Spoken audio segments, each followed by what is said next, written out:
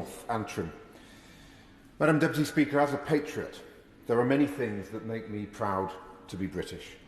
But perhaps what makes me proudest of all is that so many people and so many governments across the world see Britain as a law-abiding country that plays by the rules, as a country that is a consistent, reliable and trustworthy international partner, as a country that treats its allies with respect and always defends the rules-based international order, and as a country that acts in good faith, which has a sense of fair play hardwired into its DNA, and as a country that is capable of tremendous feats of statecraft, such as the Good Friday Agreement, one of the proudest achievements of any Labour government.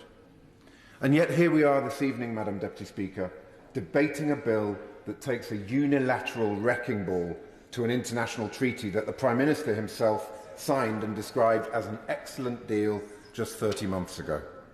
Because let's be clear, this bill fundamentally undermines our reputation as a nation that upholds the rule of law. And this really matters, Madam Deputy Speaker, because geography is destiny. Whether the party opposite likes it or not, what happens on the European continent is of pivotal importance to Britain's security and prosperity. Because when Europe thrives, we thrive. When Europe slumps, we slump. And when Europe fights, we fight. Will my honourable friend give way on that? I will give way. Thank you, Madam Deputy Speaker. I'm very grateful to my honourable friend for giving way. He's making an excellent speech and obviously speaking from great experience internationally. Does he agree with me that not only he's about, I presume, to refer to the events in Ukraine, not only the Ukraine war is a very pressing issue where we need to cooperate fully, but there are many other international crises which we're dealing with at the moment as a country, including the climate emergency and a number of other matters. Does he agree with me, therefore, that it's vital that we work in partnership with our colleagues? My honourable friend makes an excellent point, and he understands that foreign policy begins at home. That if you don't have your own house in order, your ability to project influence, to build alliances, and to speak with moral authority is fundamentally undermined, and that is precisely the point that he's making.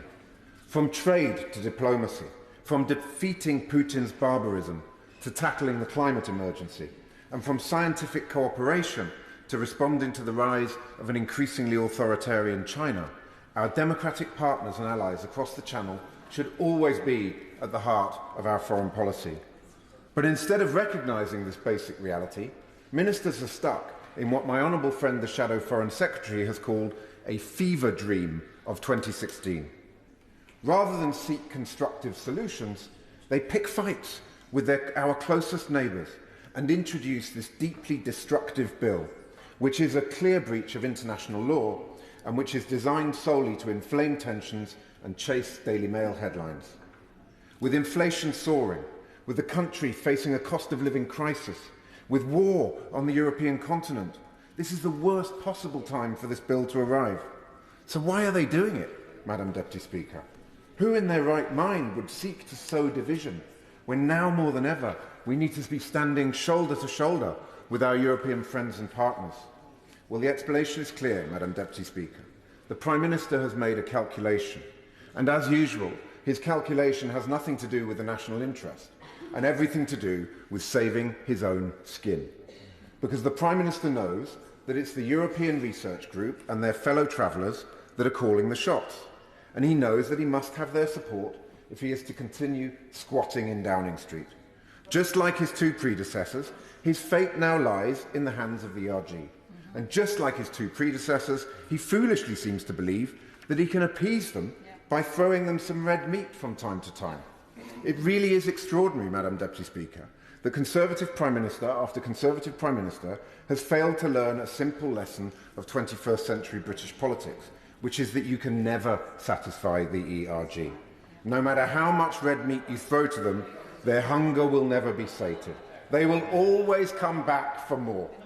And right now, Madam Deputy Speaker, they are once again at the height of their powers, because the outcome of the no-confidence vote has maximised their leverage and given them a Prime Minister who, when they order him to jump, responds by asking, how high?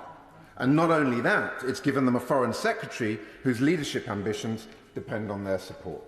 So the planets really have aligned for the ERG, Madam Deputy Speaker, on the benches opposite. But for our country, not so much. Because out there in the real world, the impacts of the Prime Minister's botched Brexit are being felt by working families and businesses across the country.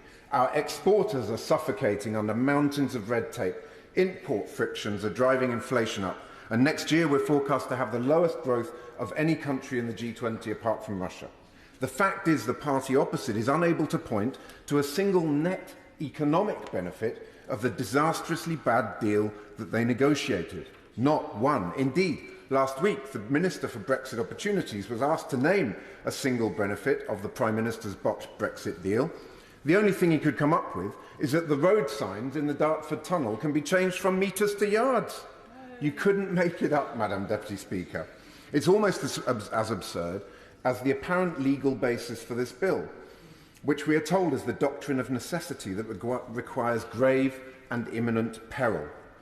But if the peril is so imminent, why has the government chosen a route that will require months of passage through Parliament?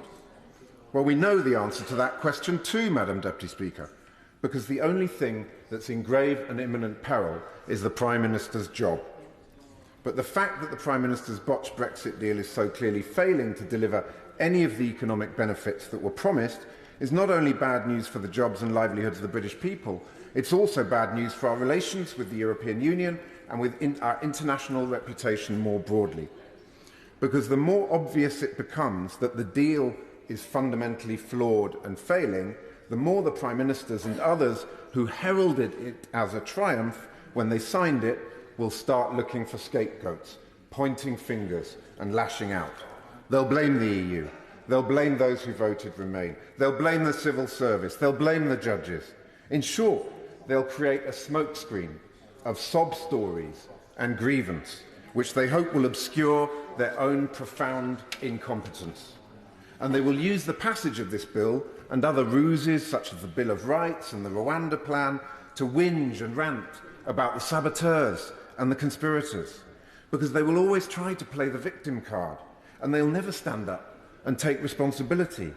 And there's nothing patriotic about that, Madam Deputy Speaker. So to sum up, the purpose of this bill is not constructive, it is deliberately destructive. It is not seeking to solve a problem, it's seeking to fuel grievance and shirk responsibility. It's not diplomacy or statecraft, it's a piece of reputation trashing vandalism. And this House should treat it with the contempt that it deserves. Thank you. Carla Lockhart. Thank you, Madam Deputy Speaker. I welcome this bill and